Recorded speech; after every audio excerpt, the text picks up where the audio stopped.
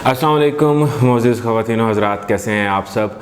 उम्मीद करता हूँ कि ठीक ठाक होंगे और आज आपको मेरी आवाज़ भी जो है वो ठीक से आ रही होगी। बहुत कंप्लेंट्स रिसीव हुई थी कि जी मेरी आवाज़ ठीक नहीं है, सो उसके लिए फिर आज हमने अपने सेटअप को थोड़ा सा चेंज किया है। अच्छा जी, शुरू करते हैं। पिछले एक हमारी वीडियो पे क्वेश्चन आया हुआ था, जो वीडियो थी कि मोबाइल फ़ोन्स के एथिक्स की, और उसके ऊपर एक क्वेश्चन आया हुआ था कि जी कुछ लोग इस्लामिक कॉलर ट्यून्स और इस्लामिक जो है वो रिंग टून्स लगा लेते हैं, तो उसके बारे में क्या कहते हैं। देखिए जी, वो आपकी अकीदत है और वो अकीदत समहाउ अच्छी है, लेकिन उसका नुकसान ये है कि बाज़ औक़ात कोई शख्स आपको कॉल करता है और वो किसी ऐसी सिचुएशन पे बैठा हुआ है कि जहाँ पे वो बावज़ू नहीं है, या वो किसी ऐसी जगह पे बैठा हुआ है कि जहाँ पे वो उस तिलावत को नहीं सुन सकता, लेकिन जब आपको वो कॉल करता है तो वो आपके तिलावत लगी हुई होती है, जिस पे गुनाह का ज़िम्मेदार वो भी होता है और जिन्होंने कॉलर ट्यून पे तिलावत लगाई हुई है वो भी ज़िम्मेदार होते हैं। और दूसरी बाज़ औक़ात जब आप अपने एज ए रिंग टून आपने लगाई हुई होती है एज ए मोबाइल के ऊपर, तो उस वक़्त भी आप के लिए जो है ना वो प्रॉब्लम हो सकती है कि बाज़ औक़ात आप वॉशरूम में बैठे हुए होते हैं तो वो तिलावत की रिंगटोन जो है ना वो बज जाती है, या बाज़ औक़ात आप किसी ऐसी जगह पे बैठे होते हैं कि जहाँ पे वो तिलावत की रिंगटोन नहीं बजनी चाहिए, जैसे फॉर एग्ज़ाम्पल कि कहीं किसी महफ़िल में गाने चल रहे हैं या कुछ ऐसा सिलसिला है, तो उस चीज़ को भी आप देख लीजिए। आज हमारा टॉपिक है रिलेशनशिप्स। आप किस तरह से अपने रिलेशन को मजबूत कर सकते हैं, और उसके बाद डोमेस्टिक इश्यूज़ के किस तरह से आप घरेलू झगड़ों को कंट्रोल कर सकते हैं, और झगड़े किस किस वजह से होते हैं, इन चीज़ों पे हमने आज देखनी है। सो सबसे पहली चीज़ तो हम रिश्ते के रिलेशनशिप्स पे आते हैं। तो रिलेशनशिप की मेरे भाई जो बुनियाद है वो बुनियाद ही ट्रस्ट पे होती है। अगर आपको एक दूसरे के ऊपर ट्रस्ट नहीं है तो फिर वो आपका रिश्ता नहीं है। मोहब्बत बाद में आती है, ट्रस्ट पहले आता है। ट्रस्ट ये है कि आप किसी शख्स पे इतना एतमाद कर सकते हैं कि वो आपको कभी धोखा नहीं देगा। आप किसी शख्स पे इतना एतमाद कर सकते हैं कि वो आपको आपका टाइम देगा। ट्रस्ट ये है कि जहाँ पे आप किसी पे इतना एतमाद कर सकते हैं कि वो आप की कही हुई बात को अपनी हद तक रखेगा, राज को राज रखेगा। ये रिश्ते की या किसी भी रिलेशनशिप की, खा वो रिलेशनशिप मियाँ बीवी का हो, दोस्त का हो, हस्बैंड वाइफ का हो, किसी का भी हो, उस रिश्ते में पहली चीज़ ट्रस्ट आती है। दूसरी चीज़ आपके रिश्ते में वो रिस्पेक्ट है, इज़्ज़त है। ठीक है, रिस्पेक्ट सिर्फ ये नहीं है कि वो जो आपको आप कह के जो है ना वो बुलाया जाए। इज़्ज़त ये नहीं है कि आपको जो है ना वो हर जगह पे आपकी जो जिस मायनों में आपने इज़्ज़त को लिया है सिर्फ वही किया जाए। इज़्ज़त ये भी है कि जब आपका टाइम आपको दिया जाए। इज़्ज़त ये भी है कि आपको प्रायोरिटी में नंबर 1 रखा जाए। इज़्ज़त ये भी है कि जहाँ पे जो कमिटमेंट आपके साथ की गई है उस कमिटमेंट को पूरा किया जाए। इज़्ज़त ये भी है कि आप को हर शख्स से पहले रखा जाए। ये दूसरी चीज़ आ जाती है इज़्ज़त में, और फिर उसके बाद जो है वो मोहब्बत आ जाती है। अब हम आ जाते हैं घरेलू झगड़ों के ऊपर। सो अगर हम घरेलू झगड़ों की बात करें तो इसमें सबसे पहली चीज़ जो है वो आप ये समझ लीजिए क्या है कि अपने हकूक़ और अपने फ़राइज़ देख लीजिए कि क्या है। एज ए हस्बैंड आपके हकूक़ क्या हैं, एज ए हस्बैंड आपके फ़राइज़ क्या हैं, एज ए वाइफ आपके हकूक़ क्या हैं, एज ए वाइफ आपके फ़राइज़ क्या हैं, एज ए औलाद आपके हकूक़ क्या हैं, एज ए औलाद आपके फ़राइज़ क्या हैं। ठीक हो गया जी। अब हम सबसे पहले तो बात करते हैं हस्बैंड वाइफ के रिलेशनशिप में। हस्बैंड वाइफ के रिलेशनशिप में हमेशा एक चीज़ याद रखिए कि आप एक दूसरे का पर्दा हैं और आपको एक दूसरे का पर्दा रखना है। ये मामलात ख़राब उस वक़्त होते हैं कि जिस वक़्त आप अपने रिलेशनशिप में किसी थर्ड पर्सन को इन्वॉल्व करते हैं। वो थर्ड पर्सन ख्वाह आपकी सास हो, ख्वाह आपके पेरेंट्स हों, आपके भाई हों, या कोई भी, जिस वक़्त कोई भी थर्ड पर्सन आपके रिश्ते में आता है तो उस वक़्त वो रिश्ता कमज़ोर होता है। एज ए हस्बैंड और एज ए वाइफ अगर लड़ाइयाँ हो जाती हैं, झगड़े हो जाते हैं, ये कोई बड़ी बात नहीं है, लेकिन उन झगड़ों को, उन लड़ाइयों को आप आपस में ही बैठ के सुलझा लीजिए तो ये सबसे बेहतर है।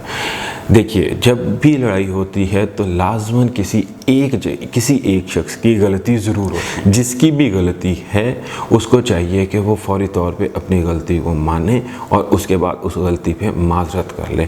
माज़रत करना या गलती को मानना ये बड़ेपन की निशानी होती है, और जिस वक़्त आप अपनी गलती को मानते हैं तो उस वक़्त ही आप ये कह सकते हैं कि आपने इस्लाह की तरफ पहला कदम रखा, अपने आप को सही करने की तरफ पहला कदम रखा। अगर कोई शख्स अपनी गलती मानेगा ही नहीं तो फिर हम कैसे कह सकते हैं कि जी वो उसने ठीक किया या उसने जो है ना वो अपनी दुरुस्ती की। अच्छा, दूसरी चीज़ कि जब भी कोई लड़ाई हो या जब भी कोई झगड़ा हो तो ये रिक्वेस्ट है आप दोनों से कि उस झगड़े को फैलाएं मत, ऊंची आवाज़ में बात मत करें। ख़ास तौर पर उस झगड़े को अपने बच्चों से दूर रखिए।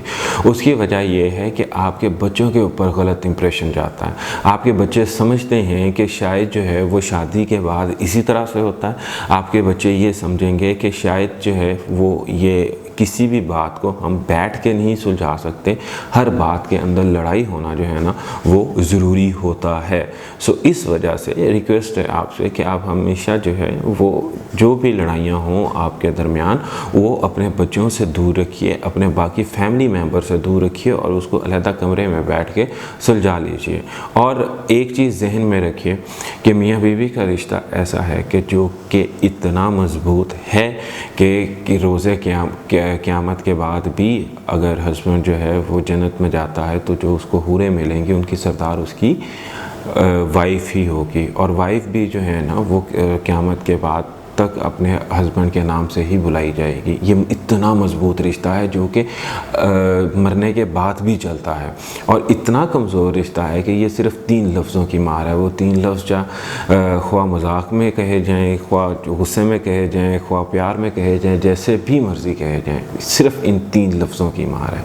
सो इसलिए लड़ाइयाँ होती हैं, ये कोई बड़ी बात नहीं है, लेकिन उस लड़ाइयों को समझदारी के साथ सुलझाइए, ये सोचते हुए कि आपने सारी ज़िंदगी साथ चलना है। और दूसरा कि इन लड़ाइयों का आपके बच्चों के ऊपर जो है वो बहुत गलत इंप्रेशन आएगा। अच्छा, अब अगली चीज़ ये हस्बैंड वाइफ की तक की बात होगी। फिर हम आगे आ जाते हैं घरेलू झगड़ों में जो ज़्यादातर होते हैं आप माँ बाप का बच्चों के साथ या वाइफ का बच्चों के साथ। इनके ऊपर ज़रा हम थोड़ी सी जो है ना वो डिस्कशन करें, और ये बहुत लाजमी है बच्चों की तरबियत के हवाले से। सबसे पहली बात तो इसमें यह है कि अगर आपका बच्चा कोई भी गलती करता है, किसी भी तरह की कोई गलती करता है, तो उसको प्यार से बैठ कर समझाने की कोशिश कीजिए, ना कि आप उसको मारपीट से या आप उसको ज़ोर ज़बरदस्ती के साथ उस बात को कन्वे करें। अगर कोई बच्चा, देखिए एक सिंपल सी मिसाल है कि एक बच्चा कल को कोई चोरी करके आया है या कोई गलती करके आया है। अब अगर आपने उस वक़्त इस बात पे उस बच्चे को मारना शुरू कर दिया, उसको आपने ज़बरदस्ती समझाना शुरू कर दिया, तो फिर वो कल को दोबारा वही गलती करेगा, लेकिन आपको बताएगा नहीं।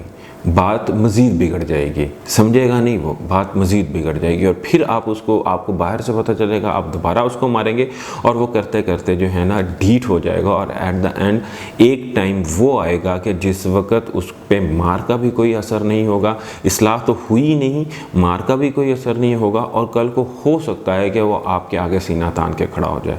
सो इस वजह से अगर कभी भी बच्चा कोई गलती करता है तो पहली बात उसको प्यार से समझाइए, उसको बताइए कि ये मैं तुम्हें क्यों कह रहा हूँ। जैसे फॉर एग्जांपल बाज़ औक़ात इस तरह से होता है कि बच्चे स्कूल में उनको किसी बच्चे की कोई चीज़ अच्छी लगी और उसे वो जेब में डालते हैं और ले आते हैं, और घर आके आपको पता चलता है कि हाँ ये बच्चा किसी और की जो है ना वो कोई चीज़ उठा लाया है। कोई बड़ी बात नहीं है, बच्चा है, गलती कर दी उसने। अब यहाँ पे 2 तरीके हैं। पहला तरीका तो ये है कि आप उसको मारेंगे। जब आप उसको मारेंगे तो वो हो सकता है कि वो चीज़ उसको जाके वापस भी कर दे, लेकिन वो बाज नहीं आएगा इस चीज़ से। वो कल को चीज़ दोबारा उठाएगा और अब वो बचेगा कि किस तरह से आपकी मार से बच जाए। वो गुनाह से नहीं बचेगा, आपकी मार से बचेगा, ठीक है। और दूसरी चीज़ जो है वो इस सिलसिले में ये आ जाती है, दूसरा तरीकाकार इसका ये है कि अब आपने बच्चों को प्यार से समझाना है। अब जब आप उसको प्यार से समझाएंगे कि देखे बेटा ये चोरी होती है, ठीक है, आपको चीज़ चाहिए आप मुझे बता दें। और तो जिस वक्त आप बच्चे को अपनी बात बच्चे को समझाएंगे और उसके बाद बच्चा आपके साथ जो है ना वो बातें डिस्कस करना शुरू करेगा, तो उस वक्त आपका आपस में रिश्ता मजबूत होगा।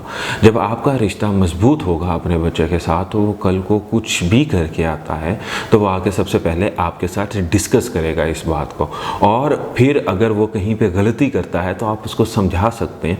और अब आपका रिश्ता इतना मजबूत हो गया है अपने बेटे के साथ कि जहाँ पे आप उसको कुछ भी कहेंगे तो वो आपकी बात को समझेगा। उसको ये बहुत अच्छे से अंदाज़ा हो गया है इस चीज़ का कि मेरा बाप कभी भी मुझे गलत नहीं कहता, मैं अगर गलती भी करूं तो मेरा बाप मुझे समझाता है, और फिर वो कभी भी किसी गलती से बाज नहीं आएगा, और यूं आप उसकी तरबियत को ज़्यादा बेहतर तरीके के साथ कर सकेंगे। बाज़ औक़ात हमने ये चीज़ देखी है कि कुछ बच्चे बहुत ज़्यादा बिगड़े हुए होते हैं, जो उन बच्चों के बिगाड़ में कभी भी आप ये नहीं कह सकते कि माहौल के असरात हैं।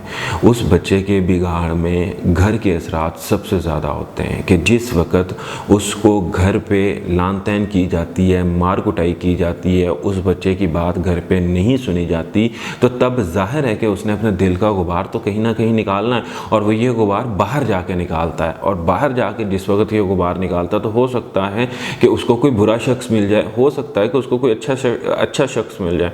अगर उसको कोई बुरा शख्स मिल गया तो जाहिर है कि वो एक बुरी कंपनी में रहेगा, एक बुरी सोहबत में रहेगा, और वो कुछ ना कुछ गलत ही सीखेगा। और फिर हम कहते हैं कि जी हमारे घर में तो कोई ऐसी चीज़ नहीं थी, मेरे बच्चे ने जो भी सीखा वो बाहर से सीखा। ऐसा नहीं था, वो घर से भी सीख सकता था, लेकिन आपने घर में उसको सिखाया नहीं, आपने उसको मौका नहीं दिया कि वो घर में सीख सके।